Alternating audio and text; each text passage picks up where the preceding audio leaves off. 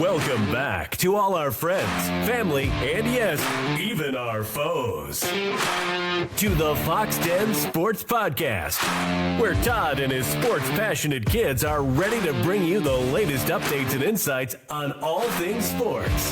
So sit back, relax, and enjoy the show.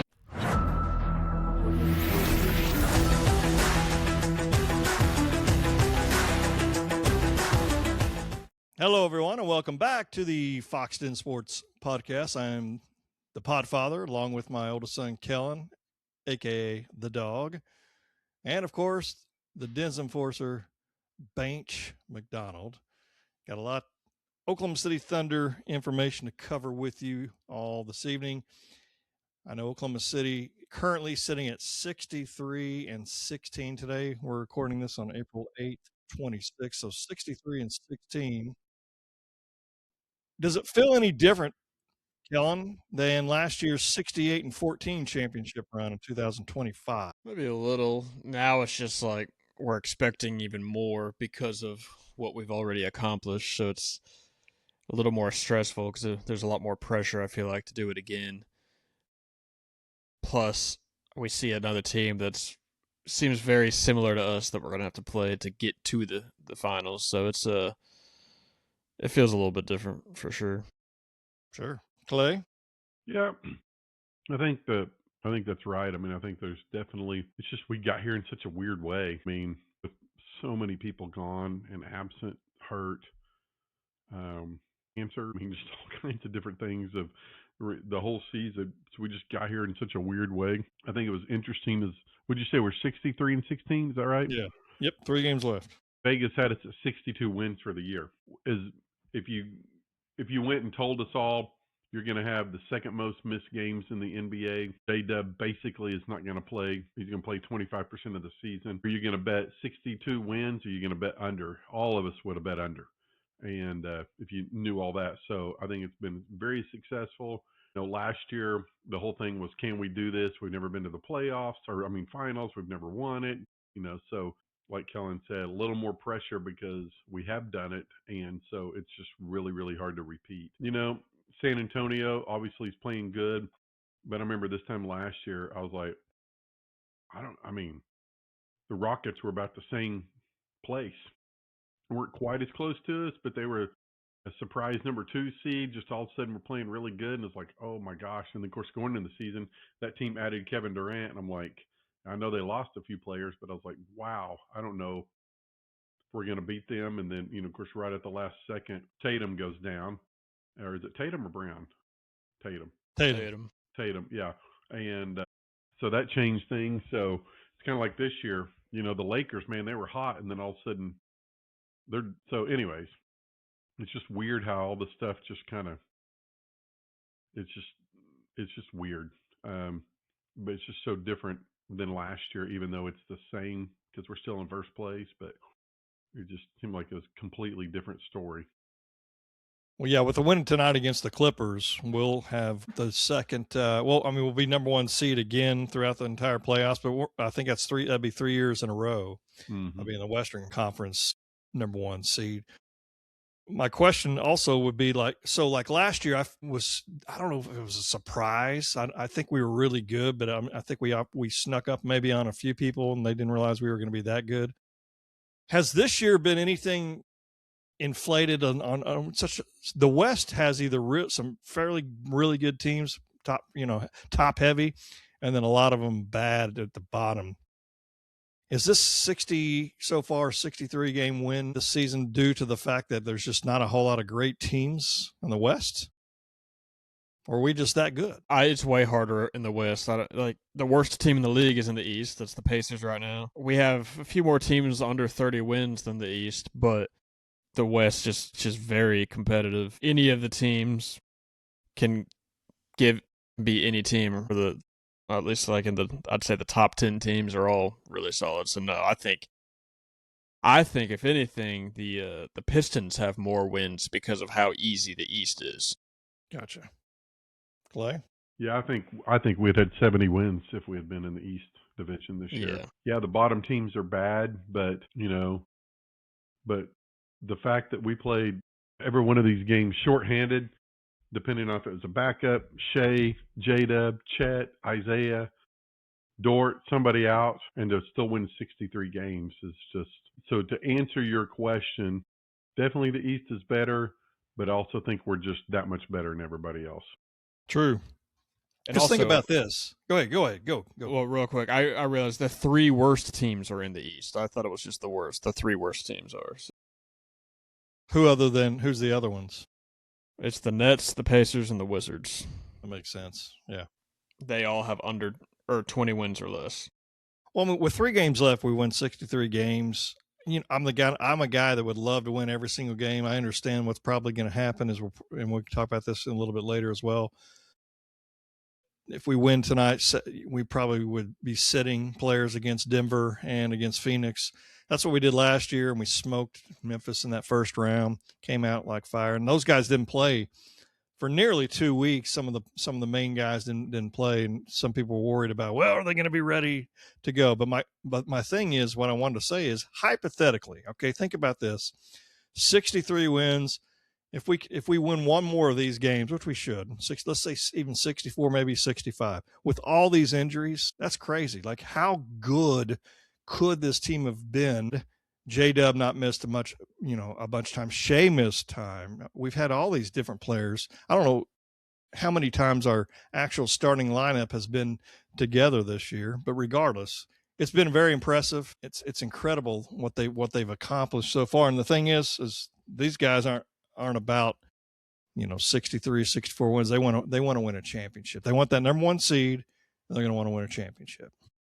Anything else on that? Well, let's talk quickly. Like, the Lakers are 50-29, and they're crumbling. Luka, he's been out. Austin Reeves was out. The Thunder just held them. They're one of the best offensive rating teams in the NBA. But if the Lakers fall to the number 5 or even 6 seed, which I don't know if it's even possible, if they fight and Luka returns to the playoffs, is a 63 Thunder team actually unlucky to face a healthy Luka team at all, or not? First, the Lakers will probably fall to 5 because they're barely at 4, but that's not going to change. They're still going to play Houston either way.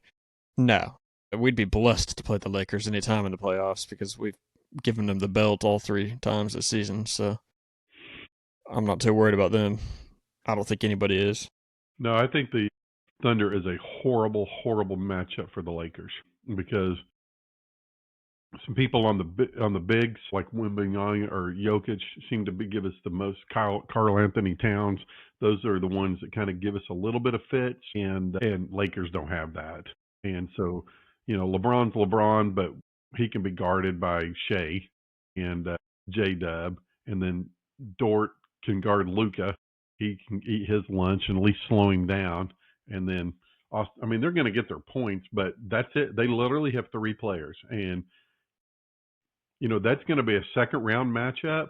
And so I just can't imagine.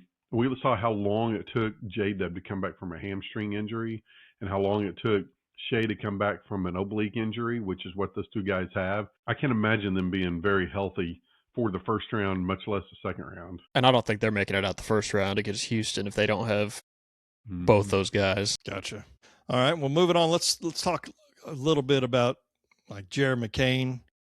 I know he's incredible, has been incredible for us. I mean, I don't think he plays enough defense. I think that may be coming. He's still young, but he's a pretty good option for us. I don't know what number you would put him at, but my question, do you feel like of this team, who do you feel like is like the James Harden on the team from 2012 time frame? Is there anybody coming off the bench that kind of, not exactly resembles Harden or acts like Harden or anything like that, but is there anybody that is that kind of role for us? To me, it depends on what you want. If you want points, ball movement, ball handling, then it'd be AJ Mitchell. But I still think Casey Wallace is our best bench player, and that's just because he's going all around. He should be an all defensive first team coming off the bench, which is insane.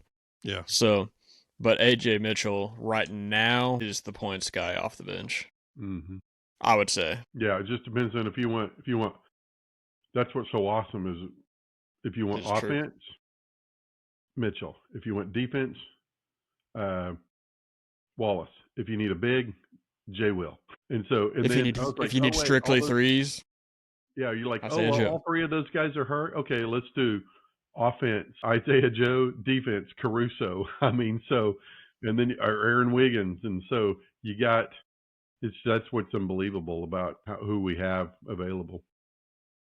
Well, who do you think gets crunch time minutes between, let's say, like an Isaiah Joe or a McCain in the playoffs? Probably Joe, because he plays a little better defense. But if you're just saying between those two, yeah, just between those two. Yeah, yeah. Kane's he's still doing well. He's cooled off compared to where he was when he first jumped on the team, and I thought he would overtake. But I honestly don't know if either one of them will play hardly any minutes. But I would expect Joe. But you just never know. I think it's also part of it's just the far more comfortable with our team just for the years of experience. And I don't know if next week we'll have an idea, obviously, who we're playing in the playoffs. We should be at this point next week. But you guys know, like the number of players that play start shrinking in the playoffs, especially in the conference finals and then the NBA finals. They start shrinking because you've got matchups and you're going to get your best players out there, going to put in the majority of the minutes. And it's probably going to be 8, maybe 9 rotation, and unless you're blowing a couple teams out in a couple of those games. So it'll be interesting to see. And you're right, that does happen. I think Kenrich and probably Wiggins are the two that's going to get the least.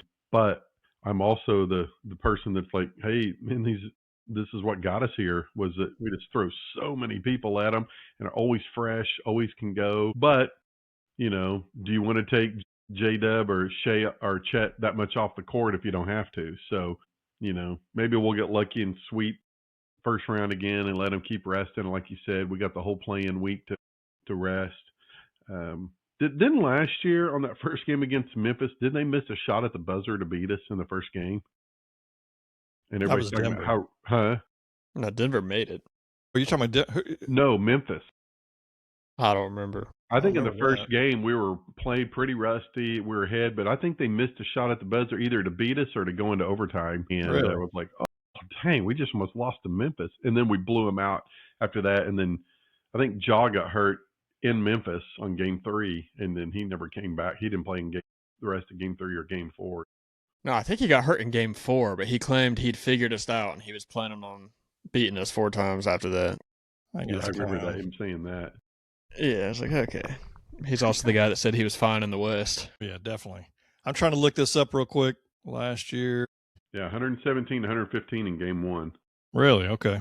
Yeah, I think we were a little rusty. I think they missed a 3 at the buzzer to beat us. They beat us? Memphis? Huh? They missed a 3 to beat us. Oh, to beat us. Okay. They said, okay, I got you. No, take that back. No, that was game 4 that happened in. Never mind. My bad. Yeah, game 1, we won 131 to 80. There you go. We came out rested. We were rolling. Yeah. Ready to go. 51-point victory, largest game 1 victory in NBA playoff history. That's right, because I remember that because everybody was like, "Whoa, what's the deal, man? We're going to be so rusty. It's been so long. Those, like you said, those guys set out the last couple of games, and then we go out and win by 51 points."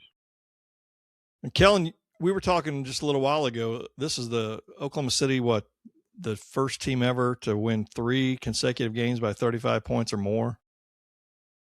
Just the last 3 games, 35 points. And I know one of those is the game you guys went to, Kellen, the point spread.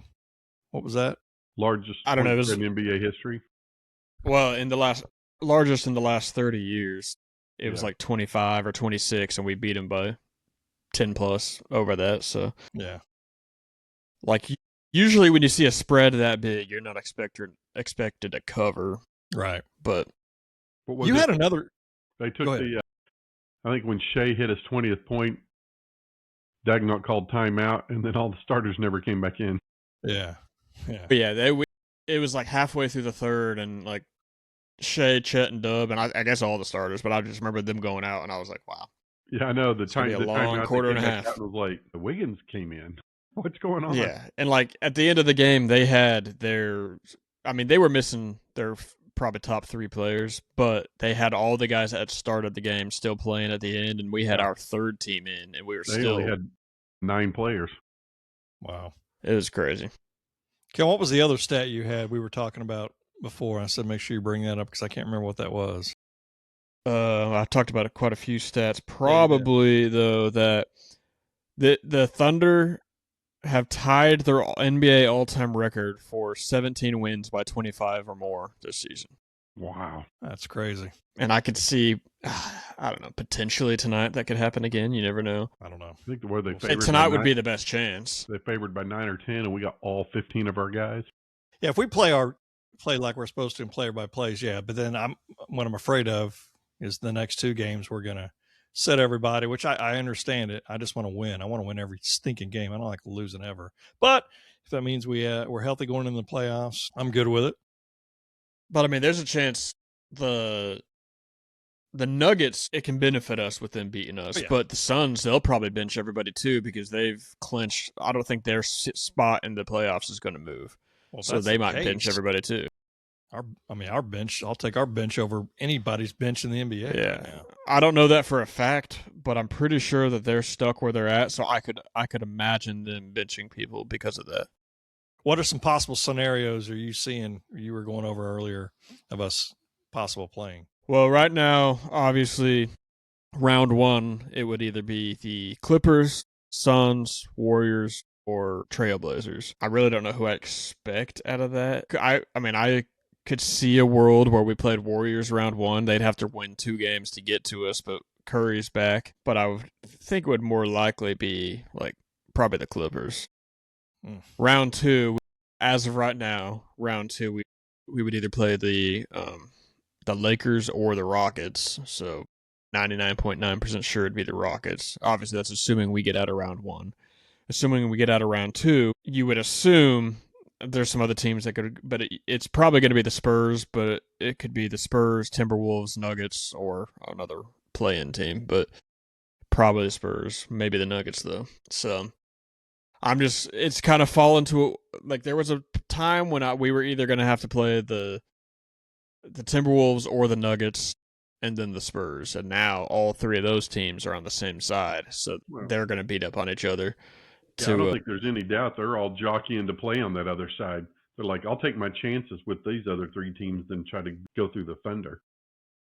Yeah, but the Spurs, I know we're hoping the Nuggets would stay with us, especially because sure the Spurs have been beaten. But especially with Wemby out, because of the Luka injury, it's completely, the Lakers have dropped to 4th when they were in 3rd this whole time. So it's kind of crazy how that's worked out. Mavericks. You think the Lakers would rather play us or San Antonio? If they had the chance. San Antonio. And that's not even a disrespect towards San Antonio. We've literally beat them bad all 3 times this season. Dort plays probably some of his best defense against Luka. So they definitely want to play San Antonio. And again, that's not a shot at them. It's just, let's just put it this way, fellas, and all our listeners out there. Nobody wants to play the Thunder. There you go. The Den's Enforcer, folks. Email him at, just kidding. I don't disagree. I know that I don't want to jump ahead because anything can happen. You guys all know that. Anything can happen. We're the better team. Hypothetically, the first round, we should be able to win that in 5 games at most. And again, no disrespect to any of those 4 playing type teams. It's all based on, as well, we got to make sure we're healthy. But a lot of things can happen. But hypothetically, let's say we do win. Would a Durant-led Rockets team versus the OKC Thunder team be like an ultimate type storyline that the NBA would like to use during these playoffs? Or do you think it's like that time's gone? I think it's gone, honestly. Just a few times I've seen the Rockets this year, obviously every time they played the Thunder, but I've watched them a couple other times. I think Durant is so frustrated with that team because they're young. They don't know how to play. I mean, they're good players, don't get me wrong, but it just is like... They don't know how to play as a team, though. Yeah, you could just see him going, a lot of poor body language. He's just so frustrated with them. I think he's so ready to get this season over with. Yeah. I think they're done. I saw one game where Şengün was trying to it was during a free throw, and Şengün was back there whispering, telling KD what he saw and all this, and he walks off, and KD looks at the crowd just like who? There's nobody in the league that can tell Kevin Durant anything, but I think if it would have happened last year, I could see the storyline. But now that we're champions, we're so far removed from Kevin Durant and Westbrook and that era that it's just we've already surpassed where they got us. So I don't think it's as big of a storyline as it would have been last season. I just wonder if he's more frustrated with these guys like he was, because he was frustrated when he was playing with Westbrook too. He's far more frustrated now. I can promise you that. Oh, yeah. Well, I'll tell you right here now, I would take him for a league minimum next year to come off the bench. I'd do it in a heartbeat if he wanted to come join the Thunder. Yeah, if he wanted to replace Topic or something, that'd be fine. Sure. Well, Chet leads the league in rim protection field goal percentage and just grabbed a 15-10 double-double in 22 minutes of play. My discussion would be Chet versus Wemby for Defensive Player of the Year. Who do you got? If Wemby finishes the season, if he plays one more game, it's going to be him. He's averaging 3 blocks a game. Chet's 1.8, which is still 1.8, and being second that far down is actually kind of crazy. Wemby's just because Chet has the best paint defense in the league. If you go by usage and stats, Wemby does not, and he's way down there, but it's because nobody goes in the paint if he's there. His usage just drops way down because people make business decisions when he's in the paint. People still try to test Chet. He'll make you pay. I think the race should be closer than what it is, but I think Wemby will win. I think Chet has the advantage of playing with a much better team defense. He's got Hartenstein out there with him as well. So there's no doubt they're both incredible players. Both should be first team all defense, but I think Wemby's probably going to win it. No, I agree with you 100%. I mean, in my opinion, Wemby chases blocks, and Chet more or less prevents shots from ever even happening, in my opinion. But I heard something today that I wanted to ask you. It's what somebody said about – I heard somebody say about Chet. They said he's protected by Dort, and he's protected by the great defense that we play with. J-Dub plays some really good defense, as does Caruso. And they said if you put Chet on a team with average perimeter defenders, he would get exposed. Do you agree? He's still blocking. If you go by all-around defense, he's our best defender on our team. We do have good guard defense, but he's our best defender. Yes, and I think the defense runs through him, and I think our guys are able to be more aggressive on the perimeter because Chet's anchored in the paint.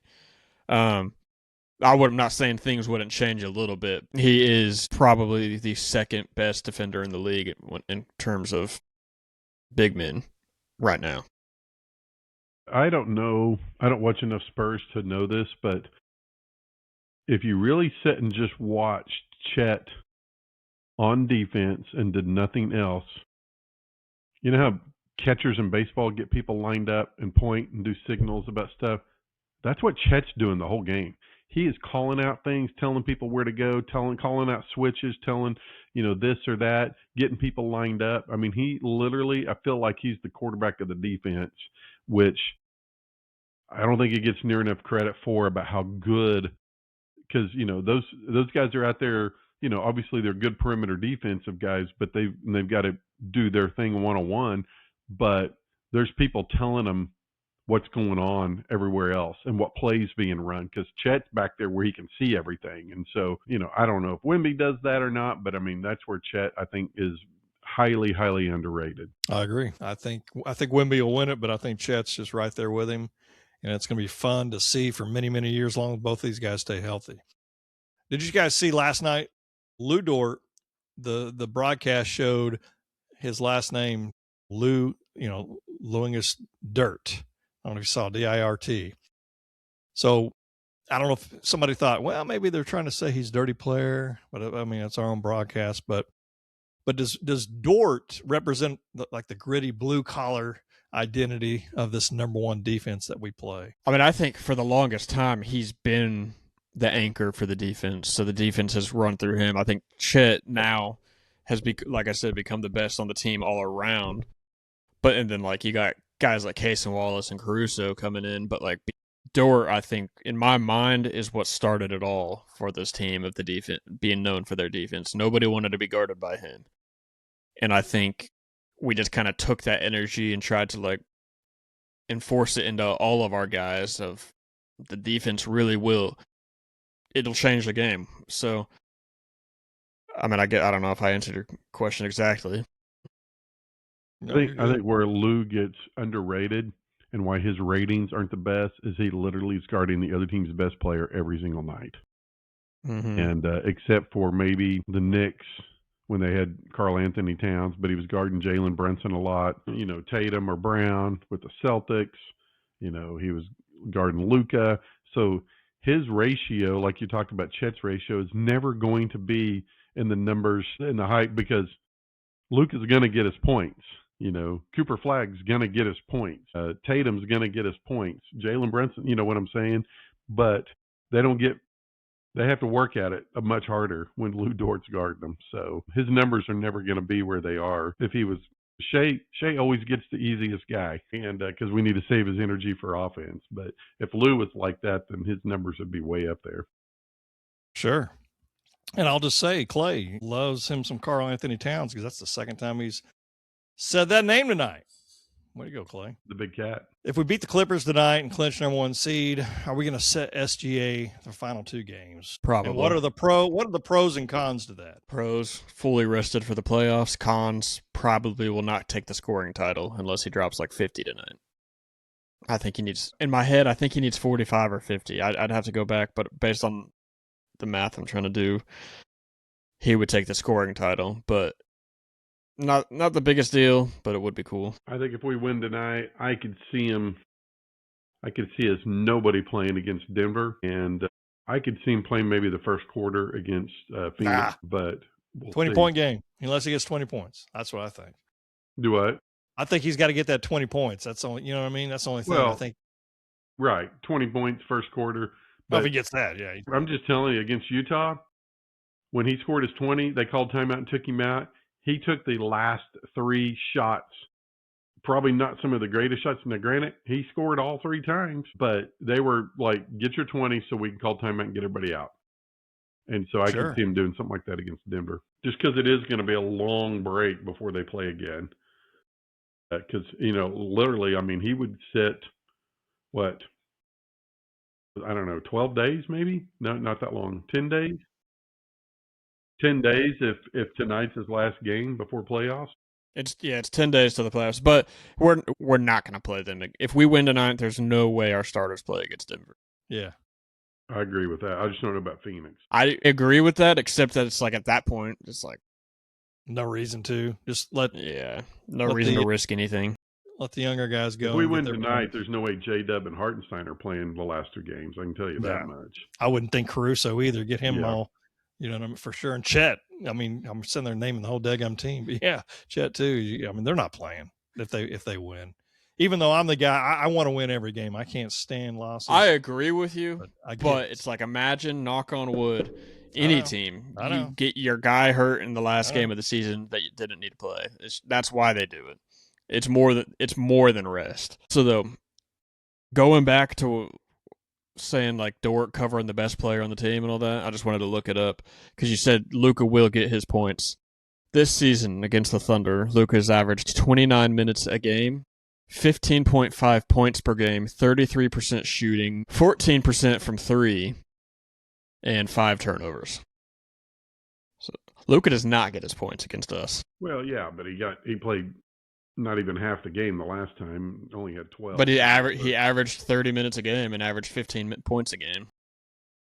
Well, but I'd like to see him getting 30, 35 in that last game and see how many points he would have got. Not hurt. Yeah, but he was shooting 2 for 9 before he got hurt. Is what I'm saying.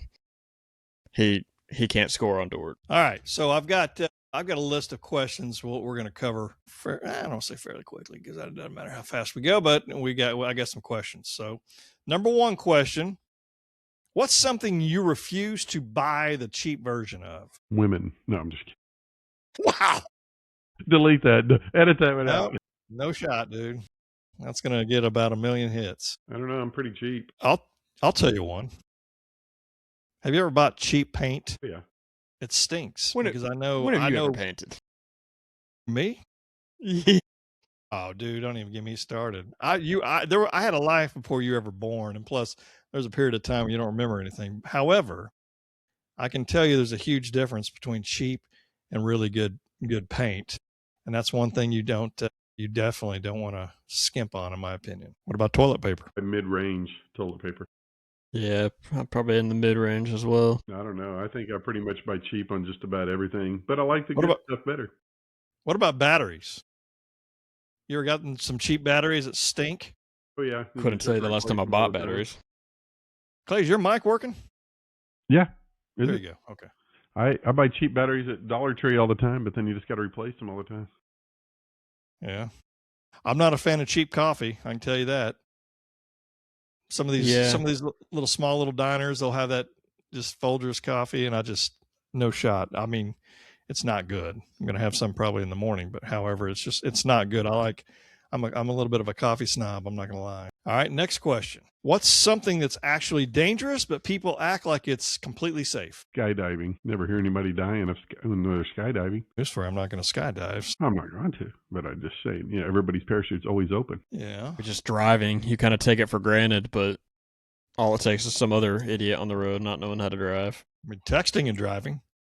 That's what a lot of people do. But nobody thinks that's safe. Everybody knows that's not safe. Well, they still do it. They drink and drive. They do all that kind of garbage, right? They drink the alcoholic beverage. What about people drinking, I don't know, sugary drinks all the time, eating a bunch of sugar? Probably not good for you. Sun exposure, chronic stress. Yeah, but I think all this everybody knows is not safe or healthy. I got one more. Well, sorry, I got two more, but I got one. I want to save the good one for last. Would you rather live in a world ran by children aged 5 to 12 or a world run by one supremely powerful person randomly selected by lottery every 15 years? Just randomly selected. Probably children based off that. Well, kids aged 5 to 12 don't want to do anything. They don't want to work. They don't want to keep things clean. They don't care about anything. So, yeah, I guess I'd probably say that. That sounds like a pretty good life. I don't even know what I would answer. It'd probably be the kids because I don't want to. Some of these adults it'd be pretty rough. So my final question is it's sports related.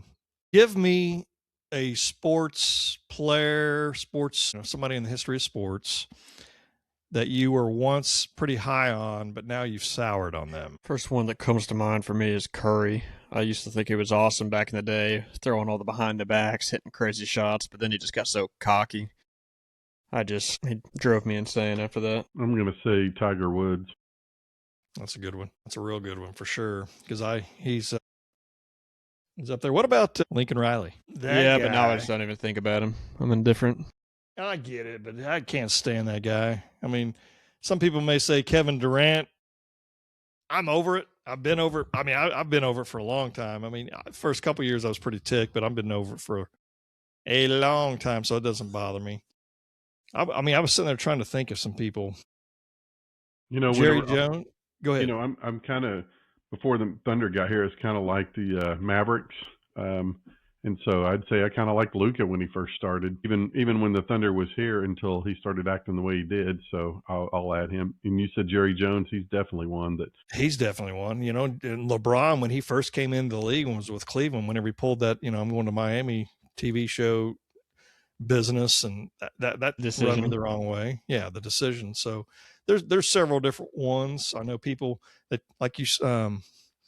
Who else did I hear early? Because I heard that question asked somewhere, and I wanted to see what you guys thought. But there was another couple of players, but it happens. I mean, it's just people that you're excited about at one point in time, and then like I remember who I thought of. Honestly, I liked Patrick Mahomes when he first came out, but now he's too daggone good. But he seems like a little bit of a whiner to me. Kind of whines about all the play calls or bad calls of some sorts, and he's always complaining to me. But that's just mine. All right, well, Foxx Den Sports Podcast. I'd like to thank all of our listeners for tuning in once again to the Foxx Den Sports Podcast.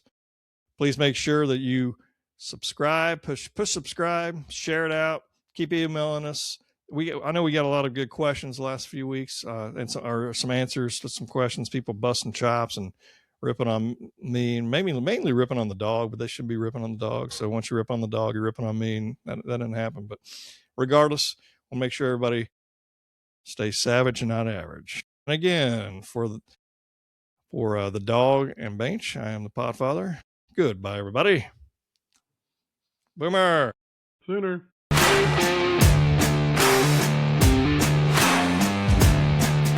Thank you for listening to the Foxx Den Sports Podcast. Be sure to subscribe for free to our YouTube channel, Foxx Den Sports. And also follow us on Instagram and Twitter at Foxx Den Sports and on Facebook at Foxx Den Sports Podcast. You can also email us at foxdensports@yahoo.com. This has been Foxx Den Sports.